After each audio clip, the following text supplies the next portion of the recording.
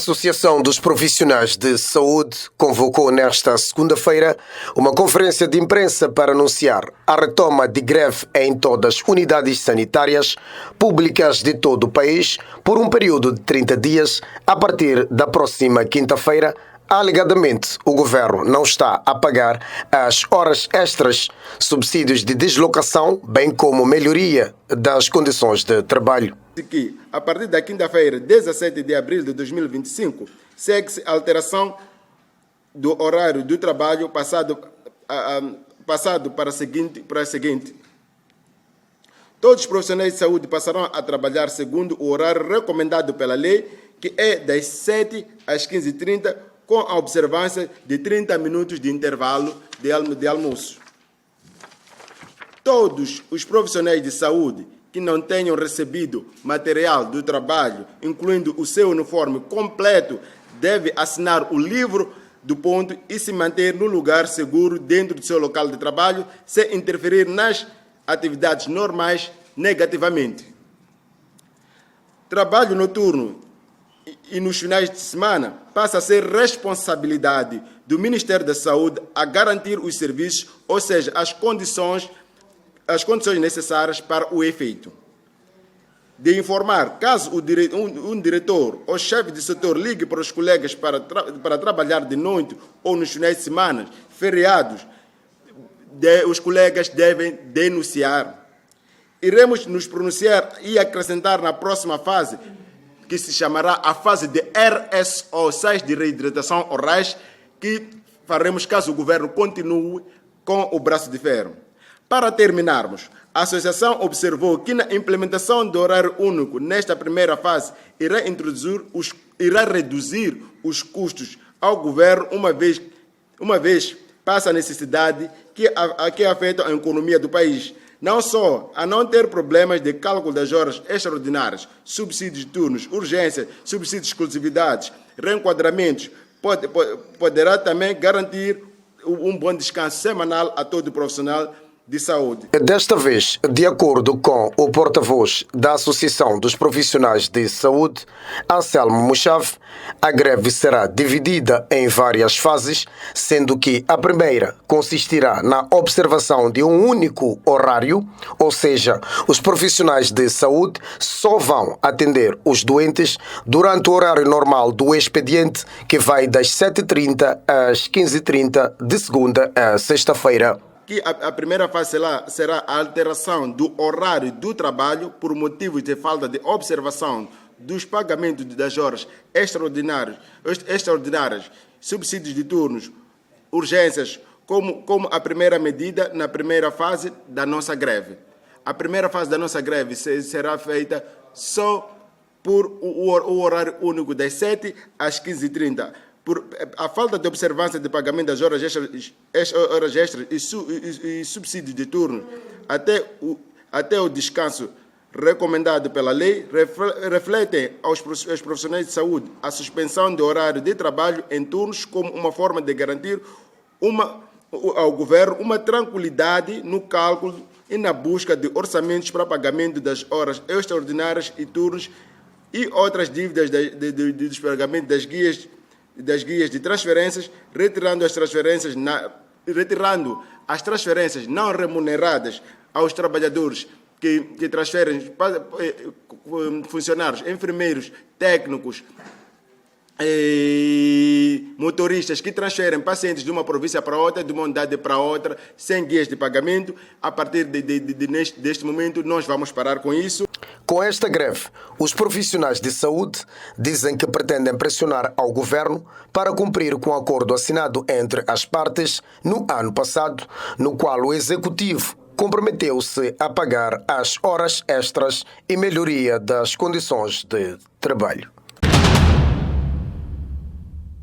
A baixa qualidade das obras públicas no país tem gerado preocupação no seio das comunidades, sobretudo para a Federação Moçambicana de Empreiteiros, que lida com a construção de grandes obras no país. Para o presidente da agremiação, Bento Massaíla, a desigualdade nos contratos, falsificação de licenças e irregularidades nos concursos para obras públicas constituem um dos principais desafios. A organização diz haver empresas estrangeiras registradas no país que operam de forma ilegal, não reunindo requisitos de elegibilidade. As empresas estrangeiras não são obrigadas a se verificar a autenticidade de alguns documentos e acabam apresentando documentos fraudulentos e que esses documentos, ao ser considerados nos concursos, acabam, portanto, prejudicando as empresas nacionais. Então, no cômputo geral, são dos grandes problemas que os empreiteiros enfrentam. Bento Massaíla sublinha que a FME não está contra a presença de empresas estrangeiras no país, mas sim contra o incumprimento dos requisitos e das regras de contratação. Atenção, nós temos estado a dizer, nós estamos contra as empresas estrangeiras.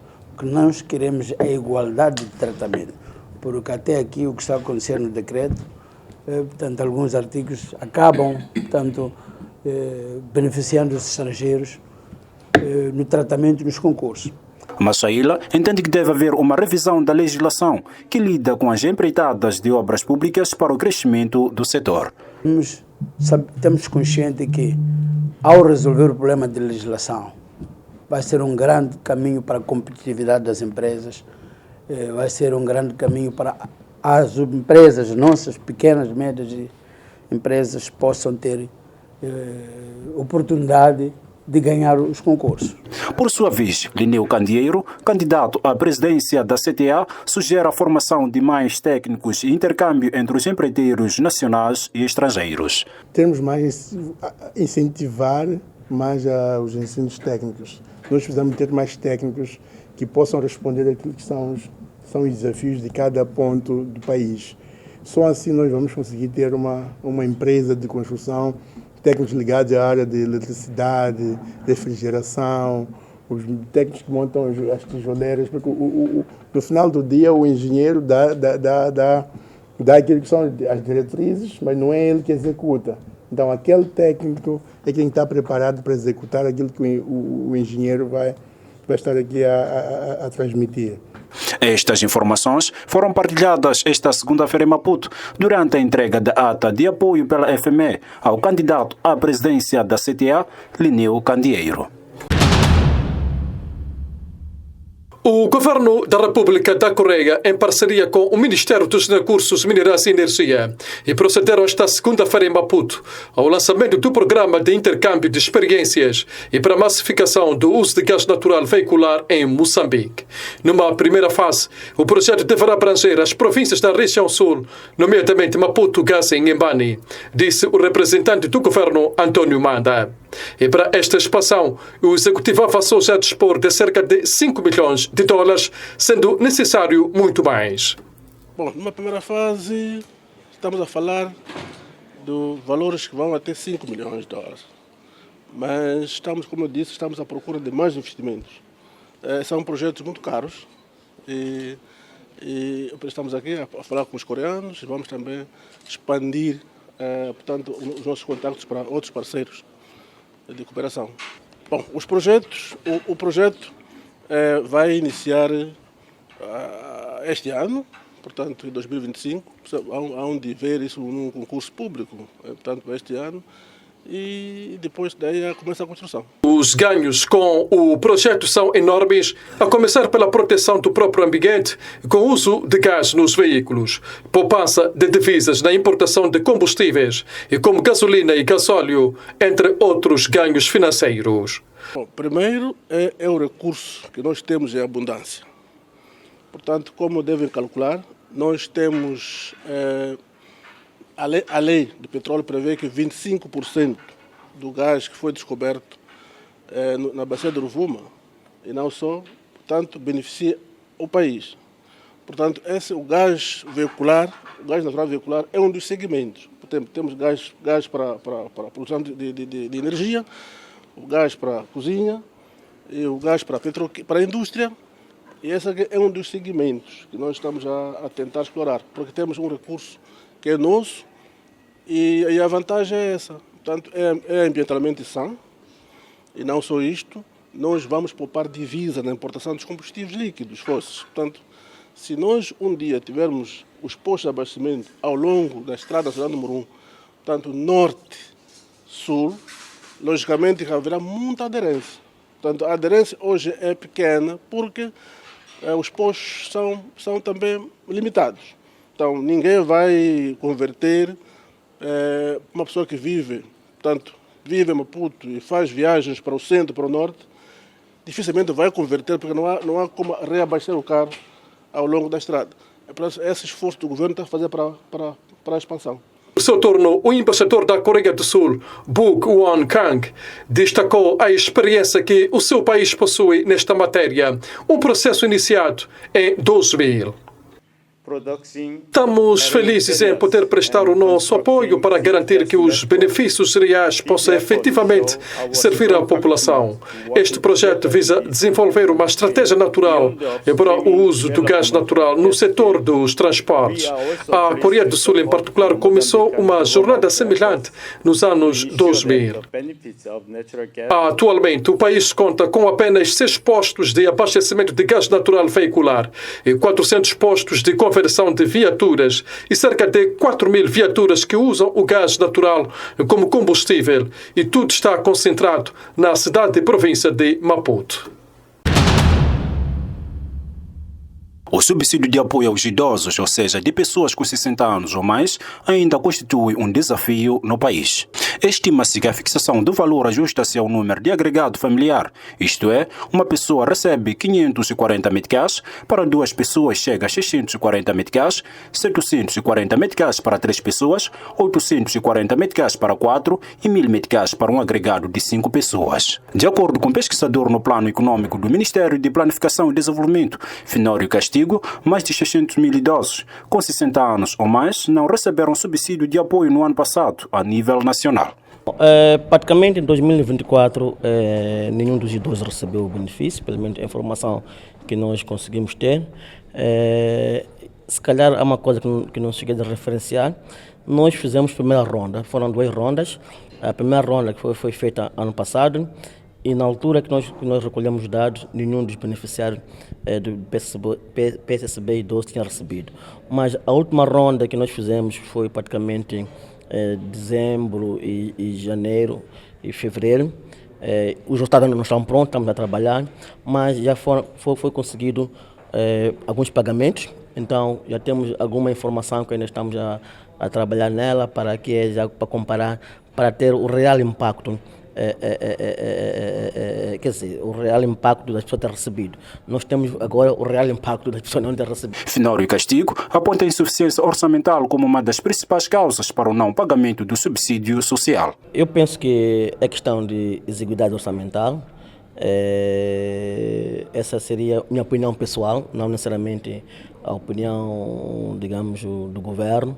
Essa seria a minha opinião muito pessoal, que a exiguidade orçamental possa ter concorrido para o não pagamento dos idosos, principalmente em 2024. Para reverter esta situação, Castigo recomenda um pagamento regular para evitar interrupções prolongadas e atualização de valor de transferências aos idosos. Ao longo do tempo está estagnado em termos de atualização e está corroído um bocadinho com a inflação. A última atualização do PSSB foi, se não estou em erro, em 2018, e daqui para lá recebe ainda o mesmo valor. Então é preciso ver se consiga-se atualizar o valor de transferência aos idosos. Fonte falava esta segunda-feira em Maputo, durante a apresentação do relatório de avaliação do impacto do Programa de Subsídio Social Básico no Bem-Estar dos Idosos em Moçambique, efetuado entre maio e agosto de 2024. Moçambique faz parte dos países que aprovaram leis alternativas à prisão para mulheres condenadas, mas que tenham cometido crimes com penas que variam de 1 a 3 anos de prisão, ou seja, delitos que não põem em causa a segurança pública.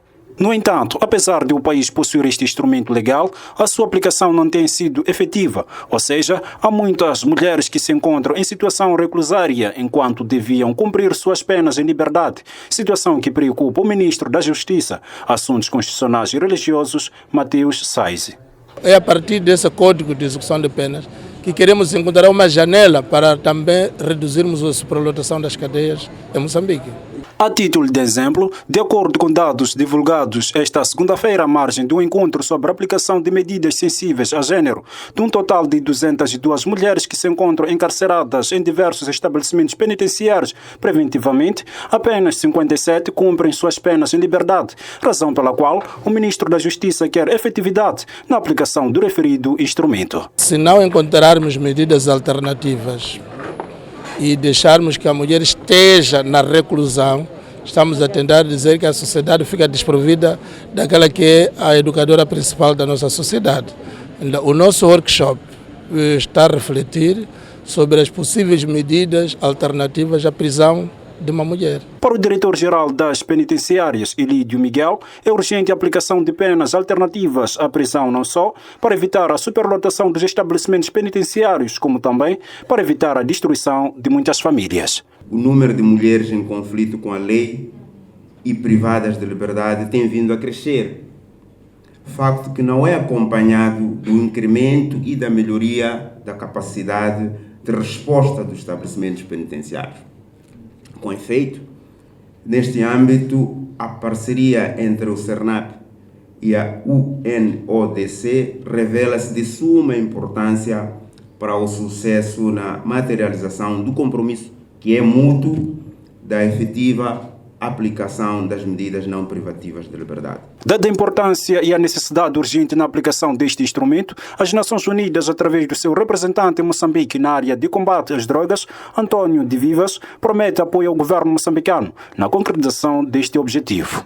Desejo enfatizar mais uma vez o compromisso do UNODC em ajudar o governo de Moçambique, em apoiar o governo de Moçambique com intervenções, regulamentos, políticas, tudo o que for preciso e achado necessário pelo próprio governo, no uso de medidas não custodiais e que garantam que estas medidas funcionem para mulheres em conflito com a lei. E atrevo-me a dizer, não apenas para a mulher, tive ainda a semana passada o meu primeiro encontro de cortesia com o diretor-geral do CERNAP e as perspectivas de cooperação entre a UNODC e o CERNAP foram abordadas e há muito que se pode fazer com recursos já identificados. O encontro sobre a aplicação de medidas sensíveis ao gênero tem a duração de 2 dias. Foi uma primeira parte apática para as duas formações.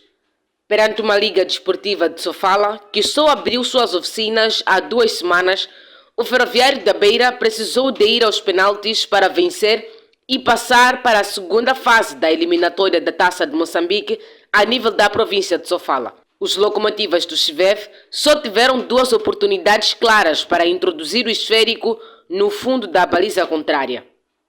A primeira das 2 situações de golos não concretizados ocorreu na segunda parte da partida, com Arthur a ver a barra transversal a devolver seu desvio de cabeça, isso aos 50 minutos. Aos 77, o mesmo Arthur volta a ter outra oportunidade de cabeça, a bola passa por cima da baliza contrária numa partida que terminou com um nulo no marcador. E porque precisava-se de um vencedor, o juiz da partida não tinha outra opção de desempatar a partida, senão mesmo levar as 2 equipas à marcação de grandes penalidades. O guarda-redes dos locomotivas do CIVEV, Paizinho, desempenhou um papel preponderante ao defender 2 e o terceiro a ser devolvido pela trave. Eu penso que é um resultado que significa muito para nós, por termos passado essa fase. Como eu disse na televisão, a Taça de Moçambique é um objetivo nosso e nós temos que tentar ter mais responsabilidades nesta competição. E para além de sermos Ferroviário da Beira na província, temos esta responsabilidade acrescida sobre isso. E acabamos fazendo um jogo em que nós controlamos durante os 90 minutos. Tivemos inúmeras oportunidades de golo, não conseguimos concretizar. Este está a ser o nosso calcanhar de Aquiles durante esta pré-temporada. Não estamos muito bem no capítulo da finalização e temos que melhorar muito isto. Aquilo que era a nossa missão hoje era tentar ganhar, passar na taça, a saber que tínhamos muitas dificuldades perante o Ferroviário, uma equipa bem estruturada. Mas conseguimos jogar, foram 90 minutos, tem um dado importante para essa. Nós estamos há 2 semanas a treinar. Este é o primeiro jogo, que nós estamos, o jogo oficial. Não fizemos ainda nenhum jogo de controle. Azar, nós temos calhado com o Ferroviário na taça, mas o Ferroviário não tem culpa disto. Ganhou nos penaltis, podia ter ganhado a Liga, podia ter ganhado o Ferroviário. A sorte bateu para o Ferroviário. Só tenho por parabenizar o Ferroviário por passar na taça. E parabenizar a minha rapaziada para continuar a trabalhar, porque nós temos um foco. 3-1, resultado final que levou os Locomotivas a carimbarem o passaporte para a segunda eliminatória da Taça de Moçambique em futebol fase provincial. Espera-se a segunda eliminatória ainda na fase provincial, enquanto aguarda-se o esperado Moçambola, que arranca a 17 de maio.